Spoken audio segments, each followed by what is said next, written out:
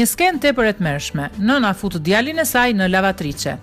Një nënë e re e cila fotografoi djalin e saj në makinë të rrobave dhe u filmua duke e hedhur atë në tokë sikur të ishte një kukull, është duke u hetuar nga policia. Për nënën që e keq trajtoi djalin e saj 2 vjeç e gjysmë, që vuan nga sindroma Down, është raportuar në media.